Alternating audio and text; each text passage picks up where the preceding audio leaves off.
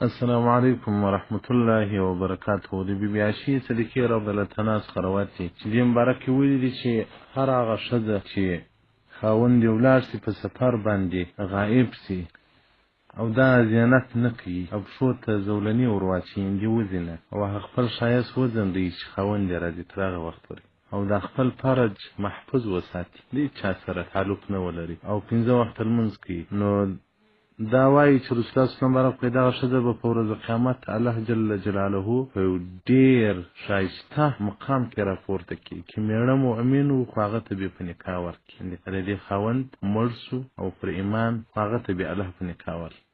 او چې مېړه بې ایمانه ولاړې الله دې ټول مؤمنان د بې ایمانۍ وساتي. زوجها الله من الشهداء، الله مې بیا شهیدانو ته په نکاح باندې ورکړي. او وایي که چیرې خاوند د ښځې ولاړ سي دا د خپل نس د غیر دپاره ذریعه د زنا وګرځي، یعنې زنا ورسره وکړي او نورو ته ښایست وکړي او په کور کې فساد راولي او له پښو څخه زولنې ایستي بس چې ولاړ هغې خواته ولاړ. نو دا مبارک وایي چې رسول الله صلی الله علیه وسلم مبارک وایي الله جل جلاله ملایکې د عذاب یې دوزخ ته به په ورځ قیامت د سر له خوا ور وغورځوي، یعنې داسې سر به کښته وي پښې به پورته وي، دوزخ ته به ور وغورځوي چې تا خیانت کړی دی او تا د مېړه سره ظلم او جفا کړی ده، دوزخ ته به ولاړ شي. او بیا عائشې صدیقې رضی الله عنها مبارک څخه روایت دی چې رسول الله صلی الله علیه وسلم هر هغه ښځه چې خاوند ناراض ځینې پرېوځي هغه وخت د الله جل جلاله په قهر او په غضب کې څه وخته پورې چې خاوند یې تعاق کړي، او هر هغه ښځه چې خاوند له دې څخه راضي وي نو الله جل جلاله هم له دې څخه راضي دی، او هر هغه ښځه چې خاوند له دې څخه نه راضي الله جل جلاله هم د دې څخه نه دی راضي. نو د الله رضا د خاوند په رضا کې ده. خاوند ناراضي کوي محترمینو خوندو په ناروا کې مه راضي کوئ. اوس زموږ خوندې خو په ناروا کې خاوند راضي کوي، په ناروا ورسره راضي کېږي. خاوند دې هم د ښځې څخه هغه شیان وغواړي چې الله دین اجازه ورکړی، ښځه دې هم خاوند سره هغه تعلقات او د خاوند هغه خواهشات ورپوره کړي چې دین اجازه ورکړی. او دغه رنګه د علي بن ابي طالب رضی الله عنه مبارک څخه روایت دی چې وخت رسول الله صلی الله علیه وسلم مبارک د صحابه کرامو په مجلس کې یو پوښتنه وکوله د صحابه کرامو څخه، قال لنا رسول الله صلی الله علیه وسلم ذات یوم، رسول الله صلی الله علیه وسلم یو وخت یو پوښتنه وکوله ای شی خیر للمرأة، کوم شی د ښځې لپاره ډېر خیر دی؟ زموږ صحابه کرامو سره جواب نه و. زه چې کور ته رالم بیا فاطمه زهرا رضی الله عنها ته مې وویل چې رسول الله صلی الله علیه وسلم مبارک داسې پوښتنه وکوله خو زموږ سره جواب نه و چې د ښځو په حق کې څه خیر. وایي دې مبارک راته وویل چې آیا ته جواب نه لرې؟ ویل ما زه جواب نه لرم. وایي دې مبارک راته وویل چې د ښځې په حق کې تر دغه خیر نشته چې دا بل څوک ونه ویني او بل څوک دا نه وویني، یعنې د دې په حق کې تر ستر او تر حجاب بل شی خیر نشته چې اجنبیان دا نه وویني او دا اجنبیان ونه ویني. نو د یکم وخت چې سبا سوله موږ د رسول الله صلی الله علیه وسلم مبارک مجلس ته رالو، فقلت له یا رسول الله، یا رسول الله زما مور او پلار دې تا قربان وي، تا له موږ څخه یو پوښتنه کړې وه د یو مسئلې، موږ تاسو ته جواب نه کوي دا ستا کوم شی ښځې ته خیر دی؟ یا رسول الله ما د هغه جواب پیدا کړی ده. رسول الله صلی الله علیه وسلم مبارک ورته څنګه؟ ده مبارک ورته وویل حضرت علي صاحب ورته یا رسول الله د ښځې لپاره دا خیر دی چې دا بل ونه ویني او ولا یراها او نه بل څوک دا وویني. فقال رسول الله صلی الله علیه وسلم مبارک الواقعات هم دغه ده، دا چا در وښول؟ وایي ما دا بي فاطمه الزهرا رضی الله عنها دا راوښول. رسول الله صلی الله علیه وسلم مبارک الواقعات یې رښتیا درته ویلي دي، انها بعدة مني، هغه زما یو ټوټه ده په د رسول الله صلی الله علیه وسلم مبارک اولاد و. فاطمه رضی الله عنها د رسول الله صلی الله علیه وسلم مبارک اولاد و، د ده د لوڼو څخه لور وه. رسول الله صلی الله علیه وسلم هغه زما یو ټوټه ده، حق یې در ویلي دي. لازم به د پلار اثرات په اولاده کې راځي، بیا داسې پلار لکه سیدنا محمد صلی الله علیه و آله وصحبه وسلم. نو محترمو خویندو ستاسو دپاره د رسول الله صلی الله علیه وسلم مبارک په قول او د ده د لور مبارک په خبره باندې ستاسو دپاره خیر دا دی چې تاسو مخ بل څوک نه وویني او نه تاسې د بل چا مخ وویني. زه چې په واده مې کړی دی زما ښځه د پلاره څخه سوا دا همسایه و په کلي کې واده و، مړې دلته نه ده تللې. اوله ورځ په کلي کې واده ولو، دا کور زما سره ډېر احسان کوي، ډېر ښه کوي. کوم یې مېلمانه هم د دوی په کوټه کې ناست وي، کوم یو فاطمه هم د دوی په کوټه کې ناست وي، کوم یو فاتحه هم د دوی په کوټه کې. نو چې واده یې و یو لور یې ودېدله، زامن و هغه پلار و هغه ټول راته وویل چې تا چینان به راځي. زما چینان ما نه ور ورول، زما عادت ته جوړ شوی د خپل سرای له دروازې سیوا د بل سرای دروازه زما ښځې نه لیدلې نو بیا دې راته وویل چې ولې څه و چې دې امیان دې سر وخلاصوي نو خو کیسه سره اوږده ده ما له وروره ستې ښځو په ښایسته ښایسته کالي اغوستي ښایسته ښایسته پړونیانې اغوستي نو زما ښځې چې راشي د دې کور وویني دا ستې ښځې وویني بیا ما له ما څه هم دغه کالي غواړي زما په وس نه دي پوره وروره نو ولې ناک ځان و جنجال ته اچوم دې وخندل مولوي صاحب دا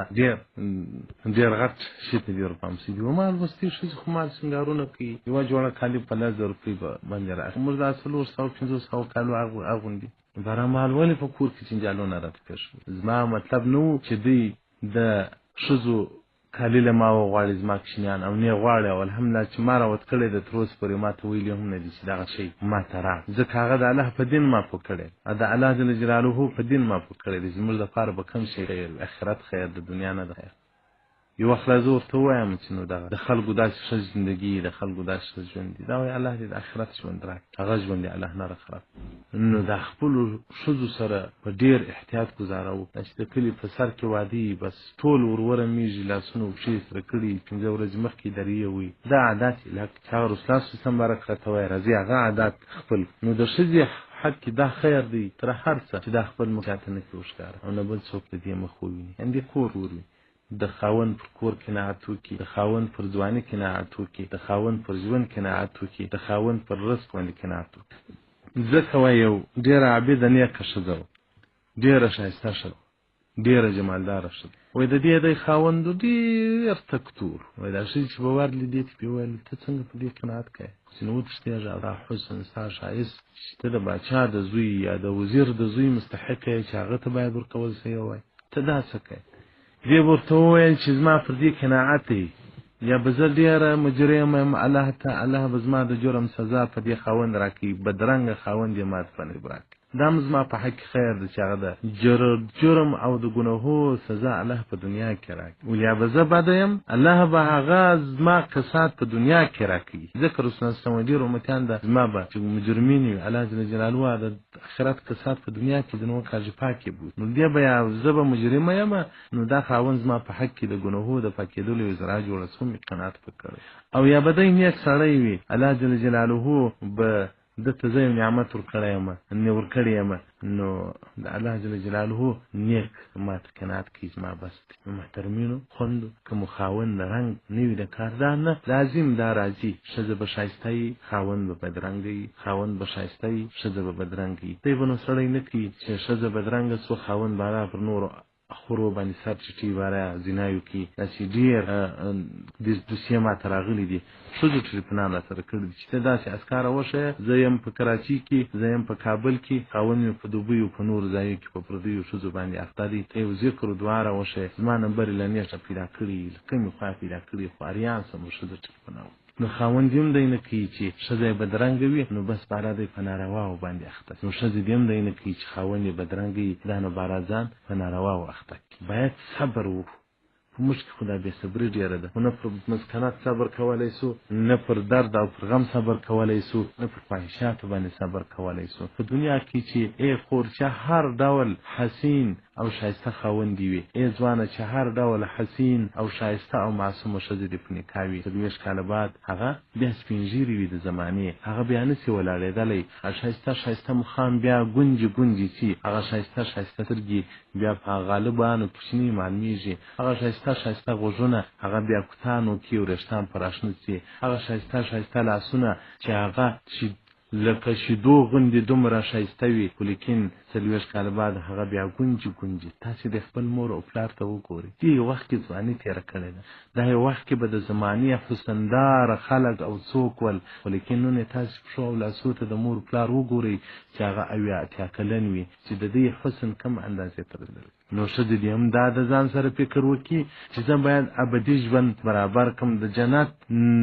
هغه خاوند ځان ته تیار کم زه د الله په دین پایبند سم په جنت کې به الله ما ته میړه راکړي یا به دغه میړه راکړي چې دا په دنیا کې را سره او که پر ایمان لاړې را سره یا که نه واله ته به بل میړه راکړي څومره چې ښځه عابده جوړېږي څومره ښځه نیکه جوړېږي په جنت کې به مقامات خطیږي او خاوند هم دا سوچ کوي چې دغه د دنیا ښایست تلونکی دی خو باید د ابدي ښایست دپاره د ابدي سترګو دپاره د ابدي حسن دپاره باید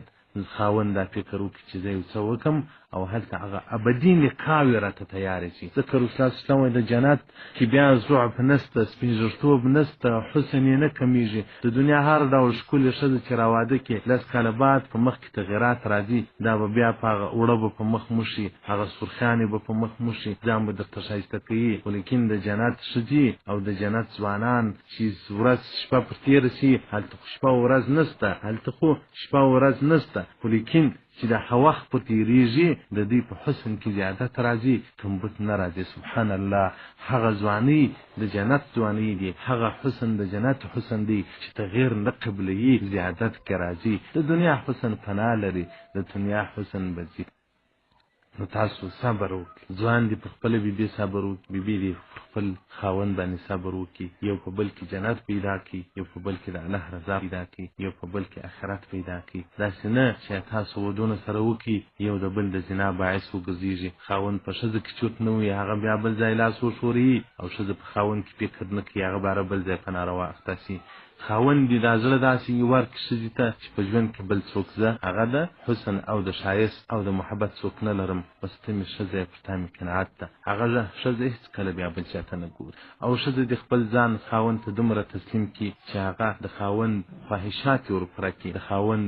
چې زینت او ښایست غواړي هغه دې ورپوره کړي، خو پروا کار وي. داسې نو مه کوئ. وخت مې یو ځای ملایي وله، یو زوم و حفظ د قرآن و څه وخت بیا ژره پر مخ باندې نه وه، ما لولي وکړو دا ستا کلیواله چې مو را واده کړله، هغې دا شرط را باندې کښېښود چې ژره پر یې ما تا دې نو بلا ووایي چا د ښځې په خاطر باندې ژره وویل. اوس نجونې چې خاوند سره یو ځای شي، خاوند نارواوې شروع کړي، خاوند چې د مېمې سره یو ځای شي، پیسه راته پوره کړه، بېټان راته غچکه، راکۍ راته وکړه، وریجې راته وکاږه، پلانه راته وکړه. خوند او ښایست په دین کې دی. تاسو تجربه کړئ. ښځه دې شرعي لباس واغوندي، ښځه دې شرعي سر جوړ کړي، نو ښځه دې په شرعي لباس باندې ځان ښایسته کړي، بیا دې له خاونده پوښتنه وکړي چې زما د حسن او د پخوا د حسن فرق نشته. او خاوند دې په شرعي لباس باندې ځان ښایسته کړي، بیا دې ښځه ووایي چې زما د اوس حسن او د پخوا د حسن فرق شته که نشته. په ښځه کې چې خوند پیدا کېږي، هغه په عبادت باندې ښځه لمونځونه کوي، ښه تلاوتونه کوي، په مخ کې نور پیدا کېږي.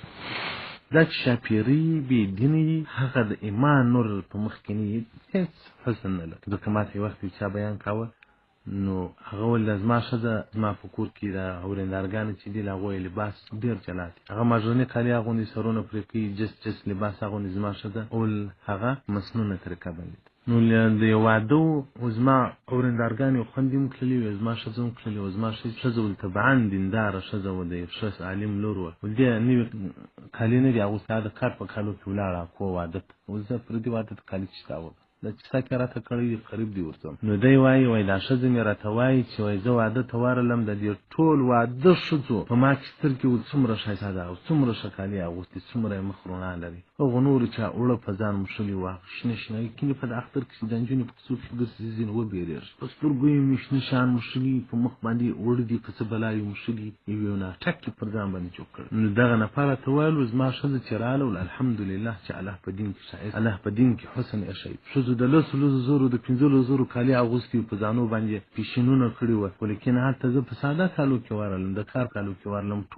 ټول ښځې ماته تعجب اخیستی چې دا څومره ښایسته لباس دی، څومره ښایسته مخې دی، څومره ښایسته هغه حرکات قناعتې دي. نو ما ورته وویل چې دا ټول د دین برکات دی، د دین حسن دی، د دین ښایست. خاوند هم په ځان کې د دین ښایست راولي. ښځه دې د خاوند څخه دیني ښایست وغواړي، قرآن ځان راته ښایسته کړه، د تهجد په لمانځه ځان راته ښایسته کړه، او خاوند دې بیا له ښځې څخه دیني حسن وغواړي چې په قرآن او په لمانځه او په ذکر او د تهجد په لمانځه باندې ځان راته ښایسته کړه. پر ژوند باندې هغه ماینې و میړه خوند واخلي چې هغه یو ځای د تهجد لمانځه ته راپورته سي، یوه مسله څنګ پر څنګ وي، د تهجد لمونځونه وکړي. تاسو پوښتنه له هغه خلکو څخه وکړئ چې تاسو پر ژوند باندې څومره خوند اخلئ او څومره مینه او محبت سره لري. او دا چې ټوله ورځ ټیویانو ته سره ناستې چې جمعاوې کوي، ښځې هم د بل چا تصور په ذهن کې نیولي، خاوند هم د بل چا تصور په ذهن کې نیولي، دغه نو هغه ژوند بیا هیڅ مزه نه لري. دا خلک چې په کورو کې ټیویان لري، په ټیویانو کې خو ناولاده ښځې هم ګرځي، ناولاده خلک هم. یو وخت ماته چا وویل مولوي صاحب زه چې جمعه کوم د یو ډمې تصور په ذهن کې اخلم، جمعه له خپلې ښځې سره کوم او تصور د یو ډمې کوم. نو ما دغه ښځه دې هم ټي وي ته ګوري، ته هم ټي وي ته ګورې.